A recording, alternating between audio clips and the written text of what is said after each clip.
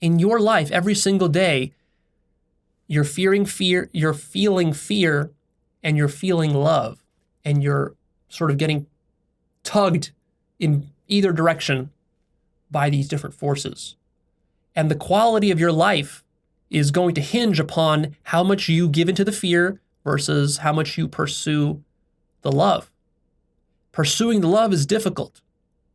But then again, like I said, consciousness being a giant, infinite, universal mind, what else is it here to do?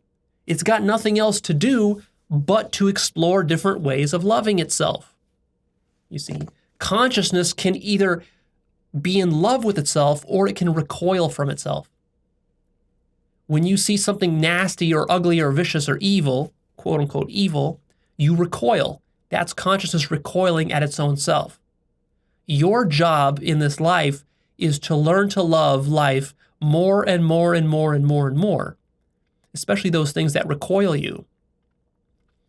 To love them more and more and more until eventually you can become completely unconditionally loving, or at least try to approach that as much as you can. And to do that, that requires becoming more and more and more selfless, which is the opposite of selfish. So the more selfish you are in life, the worse your life will be. The more selfless you are in life, the better your life will be. And this is one of the most counterintuitive things, because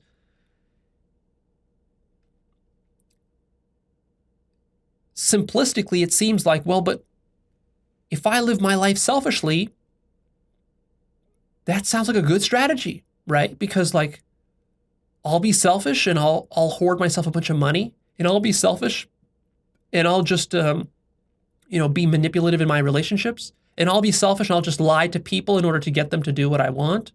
And I'll be selfish and I'll just take all the good food and leave none for everybody else, but I will get it. And when I get it, I get all the pleasure and everything comes to me. So if everything's coming to me, then that's what life is about, right? Life is all about attracting everything that I want, the most pleasurable stuff, to me. And then that's the height of life.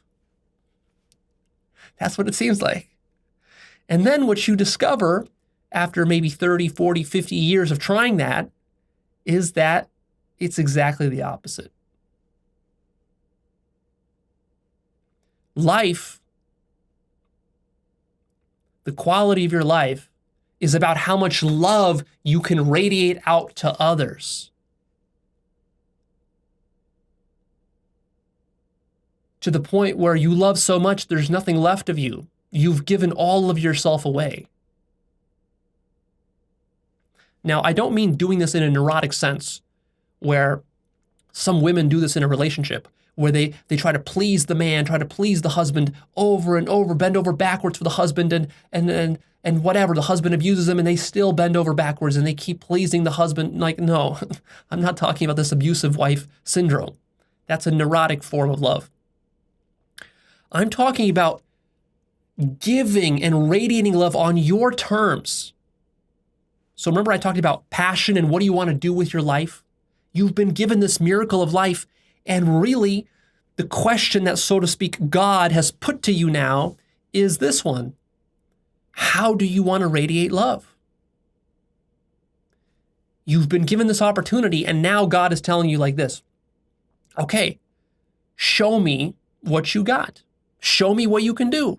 We've got consciousness here. We've got this amazing world that I've created for you. All this stuff that you can do. You can go out there. You can be a murderer. You can be a thief. You can be a dirty politician. You can be a crook. You can be some Wall Street broker. You can be a doctor. You can be a Mother Teresa. You can be a saint. You can be a Jesus. You can be a Buddha. You can make money. You can have children. You can make a family. You can make music and games, and you can be an engineer. You can do anything. You can go to the moon. Out of all these things, what are you going to choose to do? All of these things are different manifestations of love. Some are low manifestations, some are very high manifestations. How are you going to manifest your love? How godlike are you willing to be? And what godlike means is simply selfless and loving. If you were ever to become infinitely selfless and infinitely loving, you would become God. And to the extent that you're not, is the extent to which you're still God, but you are lost within the lower realms of consciousness. You're not conscious enough to see why you should be selfless and why the smartest and wisest, most intelligent choice and path in life is the most selfless and loving one. See? You can't see that yet because you're not conscious enough of it yet. And the only way you can become more conscious of it is by living through life and going through this trial and error process and suffering through it. And it's the suffering that will teach you how to be more loving and how to be more selfless. So if you really want the best life possible, try to understand what I'm telling you here.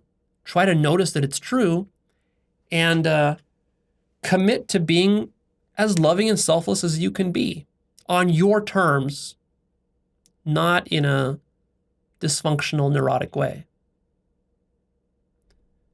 You're not being loving and selfless because you want to live up to some image of being a saint.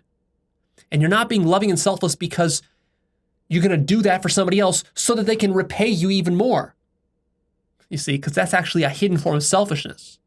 That's, in a sense, what the wife is doing, the abusive wife is doing with the husband, is that she is actually trying to please him overly much, even though he's abusing her. And she keeps doing that because she needs him, and there's a sort of a codependency there. And if he breaks up with her, she's going to suffer, and she doesn't want to go through that. So, see, in that sense, it's not genuine love.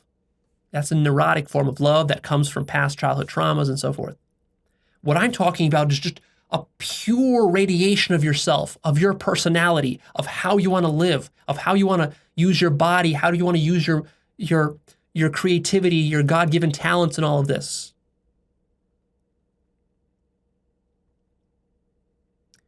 I like to say that life is like a sandbox game.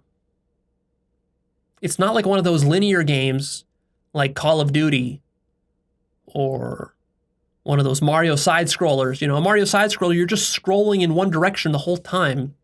There's no choice in, where you go. Every obstacle is already pre-designed, preset. Life is more like SimCity or Minecraft, where you're just thrown into this matrix of possibility, and you get to decide which things you want to actualize.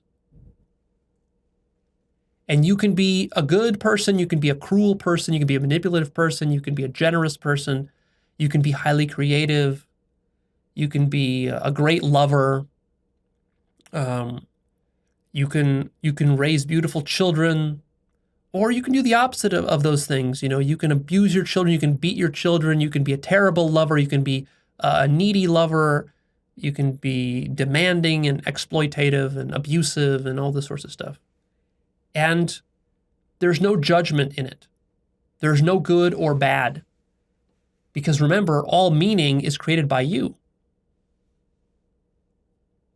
It's an experiment in creativity. That's literally what life is, an experiment in creativity. Not just life, but the entire universe. It's an explosion of creativity. So I recommend that you don't fall into the trap of judging what is being created around you. Don't waste time judging others, criticizing others. Don't waste time judging yourself or criticizing yourself. Simply focus on what you want to create. And try to radiate as much love as you can stomach. And then when you find that you're not able to stomach anymore because you've hit your limit, then you ask yourself, but how can I love even more? Because I've hit my limit, how can I raise my limit? That's the question you ask. And when you ask that question, and then you don't know how, and you say, but how? I don't know how. And then you remember, oh yeah, Leo told me I don't need to know how. All I need to have is the desire, the passion, the ambition for it. And then what you realize that I don't need to know how to love. I need to know that I want to love. And so you set that desire and that intention very clearly to be selfless, to be godlike, and then you work towards that. And then you do the research and you attract the people and the circumstances and the books and the videos and courses and professional help that you need that will help you to be more loving, to raise your ceiling for love and selflessness. And you keep doing that and doing that and doing that and doing that and doing that until you've aced life. Ta-da! That's how you live the good life. And that, in a nutshell, is what spirituality is about.